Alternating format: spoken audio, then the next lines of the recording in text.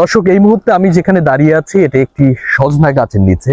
আপনারা হরহামেশাই দেখতে পাবেন অসংখ্য সজনা গাছ। আর আমি যে গ্রামে ঘুরতে এসেছি এখানেও কিন্তু অনেক সজনা গাছ আছে। তবে এই সজনা গাছটা পুরোটা ফুলে ফুলে এত সুন্দর একটা আকার ধারণ করেছে যেটি আপনার চোখ কাড়বে। প্রতিটি শাখায় কিন্তু ফুলে ভরপুর।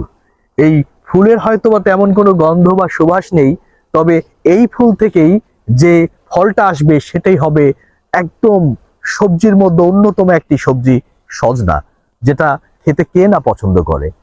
তাই এত ঔষধি গুণ সম্পূর্ণ এবং খেতে সুস্বাদু এই সজনা গাছ আমরা দেখেছিলাম এর আগে সেই চন্দ্রনাথ পাহাড়ে, যেখানে অসংখ্য সজনা দেখেছিলাম। এরপরে কিন্তু দেখলাম এই গ্রামে। দেখুন, আপনার চোখ জুড়ে যাবে, এত সুন্দর প্রতিটি শাখায় শাখায় ফুল এসেছে। এই হালকা বাদামি রং এবং ধূসর রঙের যে ফুলগুলো, এগুলো কিন্তু আপনার চোখ কাড়বে। তাই সজনা যতটা পুষ্টিকর, খেতে যতটা মজা, ঠিক ততটাই ঔষধি গুণ সম্পূর্ণ।